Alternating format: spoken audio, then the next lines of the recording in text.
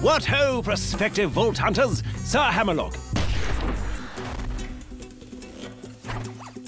At your service. I hear you're considering an excursion to the Borderlands. Well, let me be the first to warn you that Pandora has changed. This world is not what it once was.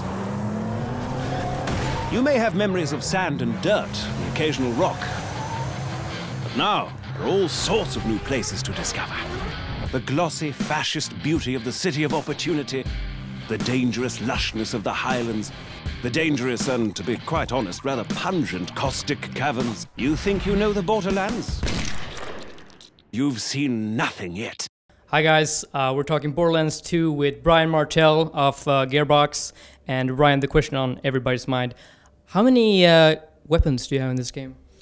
We haven't put a total number yet, but it exceeds the first game. In the first game, we won a world record for the most guns in a video game. I think we're in the range of 30 million, so we'll see. Yeah. That's a lot. Now, what's new at Gamescom? What are you showing off? Yeah, we're showing off a couple different things. One's a playable area where you can play against the robots and that sort of thing. And the other thing we're showing off is the Mechromancer. So if you pre-order the game, you get the Mechromancer for free. And the Mechromancer is a new playable character. And she has what is called Death Trap, which is a giant robot that she can summon, and it's sort of like a pet class. And so basically you send that out into the battlefield and it can do all kinds of crazy things. So she's a brand new class, you could say. Yeah, she's brand new. So we have our 4 main class in the main game, right? And then if you get this character, then you add a 5th class. So it's a lot of value to be able to play through the game, which is close to 60 hours or so for somebody who's really trying to rush through the game. So to be able to get like 60 hours worth of value for a new character is pretty cool. In the original game, you kind of balanced the 4 classes in a good way, and you had the 4-player co-op, and they kind of completed each other. How is it to introduce a 5th class? Do you have to change up the balance and stuff like that? Well, we keep it in mind, like the same way we would do with all 4 characters. We're obviously going through those 4 and figuring out how they relate to each other and doing the skill trees. So one of the things that we do is we make sure that the person that's kind of responsible for the main design for all of the skill trees and all that, Jonathan Hemingway is working on the skill tree for this character as well. So she's still being worked on, but he's keeping in mind everything that he did on helping to refine all the classes, and so that really helps a lot. So talk to me a little about the class's new abilities and stuff like that. Yeah, so mainly it's usually relating to how you send out the robot and it does things. Some of the skills are, it's got like a giant clap and it does a area effect that, basically because it's a big robot, when it does this big move, this big sort of explosion kind of comes out, and then it does some damage to them. There's some other ones that we have, which is really cool. There's this one that's called Close Enough, which is really cool. You when you shoot, it kind of bends the bullets towards the enemies, which is really nice, because if they're behind cover or they're like over here, then you can kind of like bounce it off of walls and it deflects them, and that's really useful. So that's really fun. How are you updating the weapons customization options? Yeah, what we're really doing is we're playing a lot about, we're not, messing with, you can't really customize them yourself, but what we are doing is we're allowing the manufacturers to really speak to a lot of the different ways that you play. So each manufacturer has a different sort of quirk or something about it, so that when you can sort of learn to like it or love it, about a particular weapon. So for example, TDOR is the one that a lot of people have seen. TDOR is a weapon that when you reload it, you throw the old weapon away. It's sort of a cheap manufacturer, and when you throw it out, it explodes. So if you shoot one round, then the explosion will be bigger because you have more rounds in your magazine, and so when you throw it out there, it's a bigger explosion. So that's one of those kind of things that's kind of a quirky idea, and that comes out of like, as we're kind of coming up with these ideas, somebody decides, hey, what if we did this? And we tried it out, and it turns out to be a lot of fun. So that's an example of how the weapons are different and becoming kind of neat and defined by the manufacturer themselves. Cool. So what are you doing in terms of story mode in this game?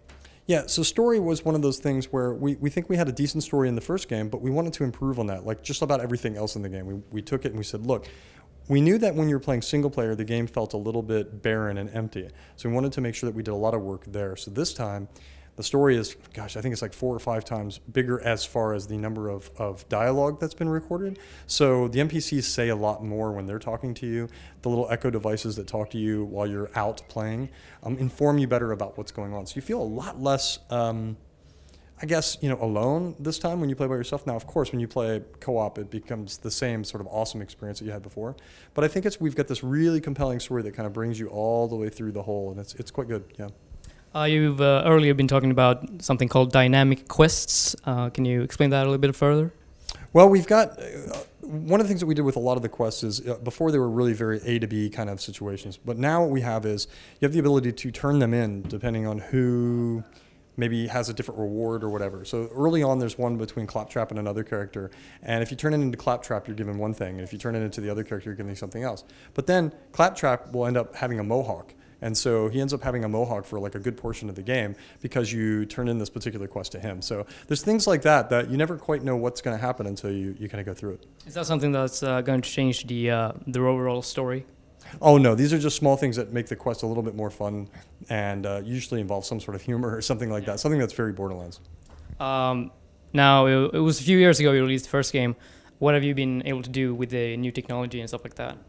Yeah, we spent a lot of time dealing with, like I said, the quest system. That's one part of it. The weapons, we really focused on their silhouettes, making them really identifiable. We made them just even, more compelling and better.